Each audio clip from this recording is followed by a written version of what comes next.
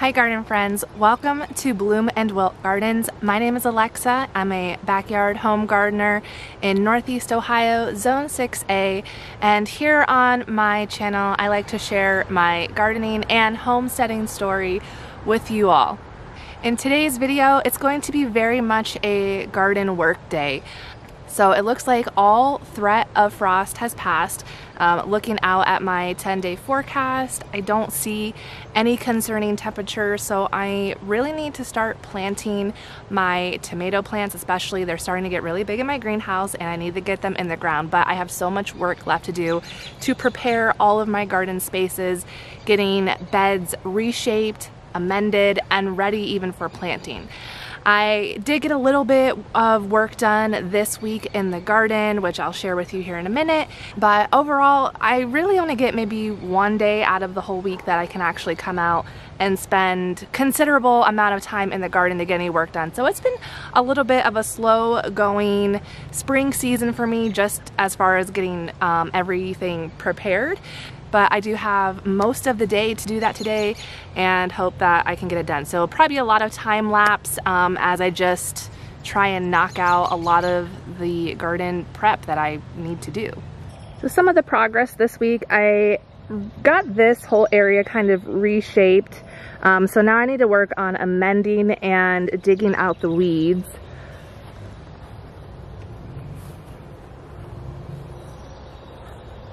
And in this area where I'll be planting my tomatoes, I did, you can start to, you can see the compost there laid on the top of the row. So I just need to finish working on that and getting these areas reshaped. But I am happy to have this one garden space already planted, and lots of beautiful greens are coming up. So that makes me feel good and more accomplished. And then it may not seem like a big thing, but this week I was also able to get all of the grass spaces in the garden area here mowed. I was feeling very much like I feel so behind, my garden looks ugly and messy and everything, and once I mowed it all, I did feel a lot better because that just crisped up the entire area significantly and it looks much cleaner.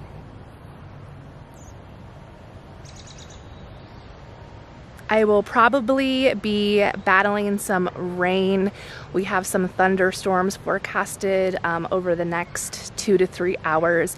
So I think if I do get rained out, I'm gonna spend time in my greenhouse.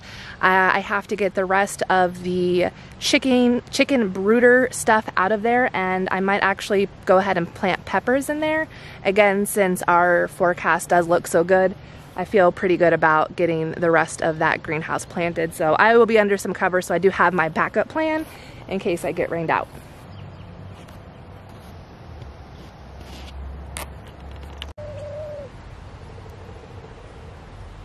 So I also want to give a chicken update, and I am hesitant to give the update because it's a hard update and I feel very much to blame for what happened this week with our chickens, and really just embarrassed and ashamed that we had so much loss this week. We lost 17 chickens this week in 2 different nights from predator. I don't know exactly what the predator was, but we do have raccoons, fox. It's probably one of those 2, not quite sure. The first instance, we had 7 of our chickens killed in one night. All 4 of our roosters that we had were killed. Yeah, all 4 of our roosters were killed in one night. 3 of our adult hens, and then 1 of my 10-week-old pullets, all killed in one night. And what had happened is that we have an automatic coop door, so we have it set on a timer to open and close at a certain time of day. The timer was set to close at 8:20 p.m. And that had been okay for a long time based on the time of the year and when the sun was setting. But what had happened and what we didn't really think about was that it's the sun is setting later now as we move, you know, closer to the solstice. And so what had happened was those 7 chickens, they had gotten locked out. The door had closed before they went in for the night. And then at that point they were just free range. So we woke up Sunday morning to just bodies everywhere, a couple missing bodies that we never did find. But that was really hard, and like I felt terrible because, you know, we should have been more on top of changing the time and being aware of that, because something like that did happen last year where we didn't change the time and we should have, and it was bad. So that was the first instance. And then about 3 nights later, I was working out my garden in the evening, and it was probably about 8:40 or so, and I noticed that a bunch of our 10-week-old pullets were all perched up on top of that little platform there. And I saw them up there and thought, oh, you know, they're just hanging out. They're gonna go into their coop soon. Didn't really think much of it because we have never had a problem with them sitting out before. They always go in the coop every night, always. And so when I saw them up there, I was like, you know, they're just hanging out a little bit and they'll go in their coop, and, you know, so it was just starting to, the sun was just starting to set and starting to get just, you know, starting to get dark.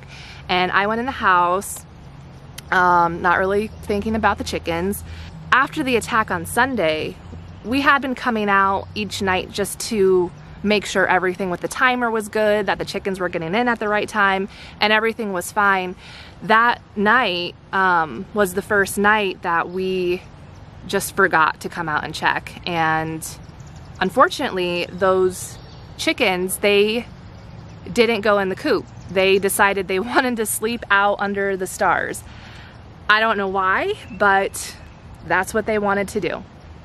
And the next morning I come out to do the chores and I see feathers everywhere, guts, and no bodies. I mean, all the bodies were gone, but counted them all up and it was 10 that were missing. So we had the 16 pullets and 10 of them now were gone, and they were just about 10 weeks old, which that one hurt even more because after Sunday we should have been more on top of it, and I forgot like that. It just happened that fast. You know, raising these chickens are our responsibility and we should take care of them.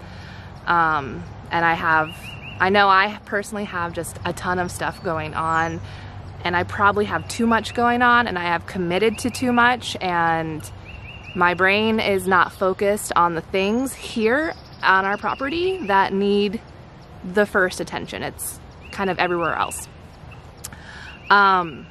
So that was very upsetting and disappointing.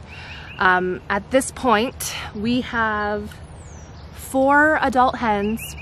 We have 6 of our pullets still. We have our guinea. And now, so it is like top of my mind to make sure we are out checking every single night, have reminders set to make sure we are checking every single night. So that way we are 100% sure that everyone is in the coop, locked up before dark. Because at this point I cannot really afford to lose any more of my chickens. I mean, we were already very limited on the number of eggs we were getting. We were getting like 4 or 5 a day before all of the attacks. Now we're getting maybe 3 a day. And my plan for having like an overabundance of eggs by this fall with my 16 pullets has now drastically reduced back down to 6. So we just may come to a point where we're getting enough eggs for maybe 1 or 2 days at a time. So it is very disappointing, and I take responsibility for all of it, you know, happening. It just sucks. And please be kind. I know that I messed up, but I do want to be honest and share that these things can happen. If you're someone who is thinking about getting into chickens, like, this is what can happen if you do not pay attention as much as you should.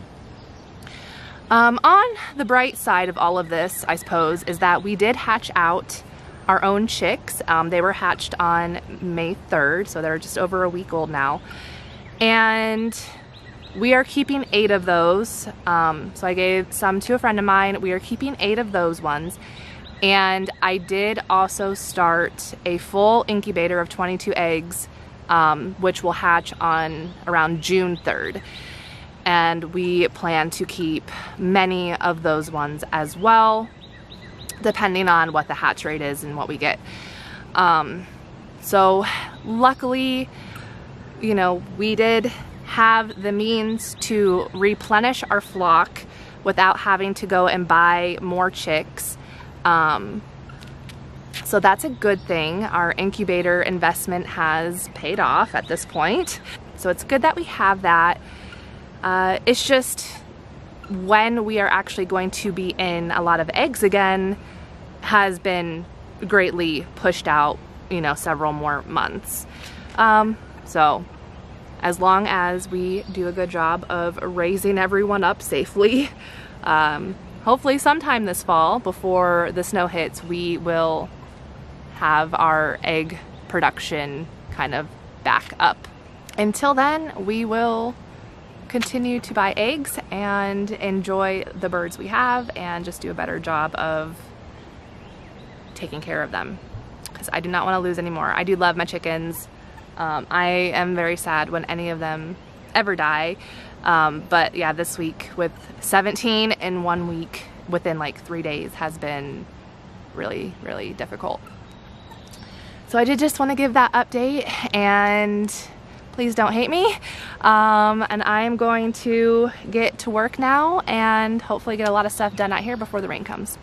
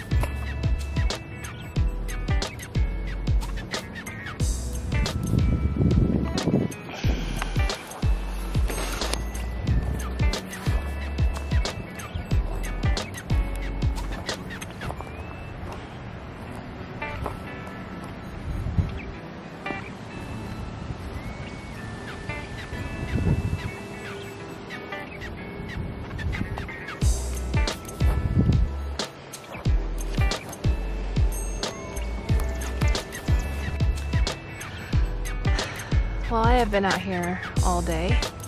The sun is now on this side of the property, and I am tired, and I got a lot done. Just getting these 2 brick beds done today was a huge accomplishment, and it just makes this whole space look so much better and well put together. And I feel really good about getting a lot planted this week. I think first up is going to be the tomatoes, so getting the 2 tomato rows done. I probably won't have all my T-post in for supporting the tomatoes this week. I mean, maybe I will, we'll see, but I've got a little bit before I have to worry about staking them up. And getting the peppers in the greenhouse and putting a lot of seeds in the ground. I can start putting in all the squashes and cucumbers and melons and all of that stuff. So first focus is to get all of the seedlings planted because they need to get out of the greenhouse, and fill in the rest of the spaces with seeds and watch this whole garden grow. So very productive day, and I'm tired and ready to relax and sit for a while. We are going out to dinner tonight for Mother's Day, so being treated by my husband, and he's taken out well, my husband and my boys, and we're all going out to dinner with both the grandmas and auntie, so it'll be a fun night. And tomorrow is the Ashtabula Farmers Market pop-up plant sale for Mother's Day on Bridge Street. So by the time this video comes up, that will have passed already, and I'll hopefully get some shots from that whole event.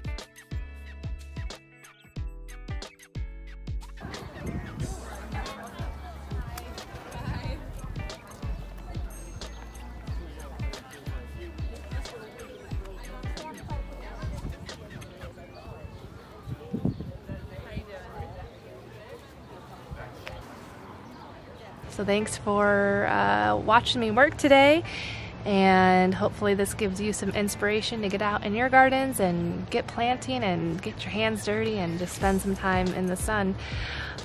Thanks so much for watching. Do something you love. We'll talk to you next time. Bye.